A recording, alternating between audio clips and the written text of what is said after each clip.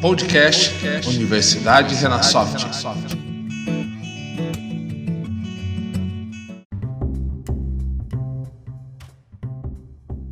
Olá, meu nome é Juan e esse é o podcast Universidade Renasoft. Seja bem-vindo. No episódio anterior falamos sobre o sucesso do cliente e como é importante para seu sucesso profissional estar alinhado a essa cultura. Inclusive eu falei um pouco sobre empatia e proatividade como duas habilidades importantíssimas para quem quer desenvolver o seu foco no cliente. Agora, vou dar 5 dicas de práticas para se alinhar com esta cultura do foco no cliente.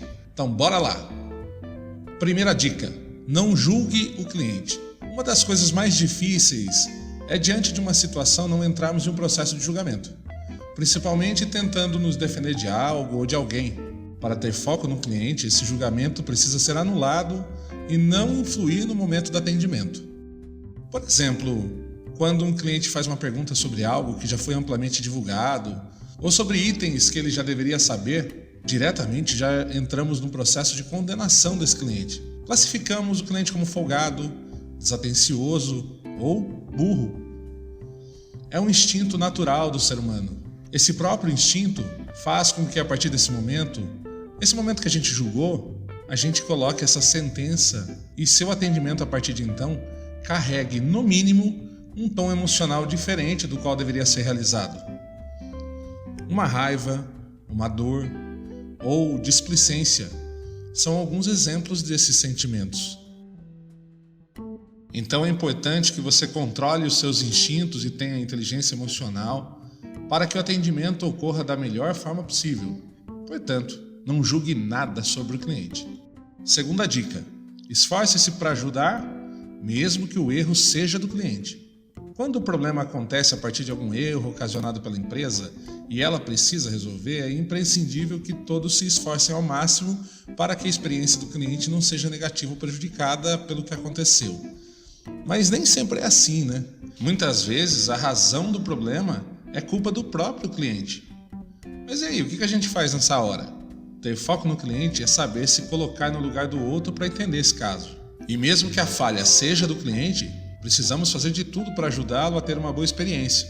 Então, mesmo que você precise se esforçar ao máximo, busque solucionar a questão, mesmo que o erro seja proveniente do cliente.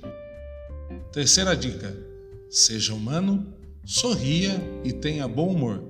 Sabe, nada melhor do que ser atendido por alguém que demonstre preocupação, que te ouça e que te transmita coisas boas através das suas falas. Um fato que pode auxiliar muito é não olhar o cliente apenas como um número, ou como aquele mais um, sabe? Lembre-se que ele é uma pessoa que tem emoções, dúvidas, sentimentos, dores e sonhos. E precisa perceber que quem está o atendendo também está considerando todo esse universo.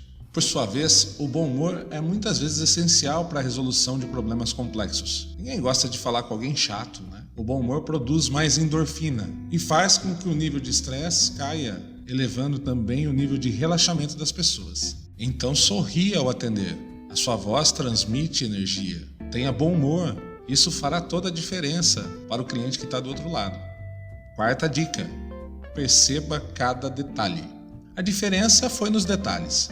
A gente ouve isso muito dos técnicos de futebol para explicar o triunfo ou a derrota dos seus times após alguns jogos. E isso aí demonstra a importância de ficar atento em cada detalhe. São detalhes no atendimento que marcam as pessoas e provavelmente serão essas as histórias a serem contadas para os amigos e familiares do cliente.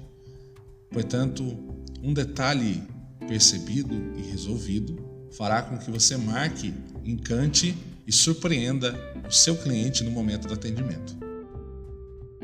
Quinta e última dica: reveja os processos e proponha melhorias. Nem sempre os processos ou as formas de se realizar as coisas refletem a real necessidade do cliente, e isso é muito perceptível por quem está os realizando. Então, detectar esses gaps e propor soluções que melhor se adequem à realidade do consumidor podem se tornar fatores chaves para uma melhoria da experiência do cliente com a empresa. Então fique atento ao que você faz e como você faz.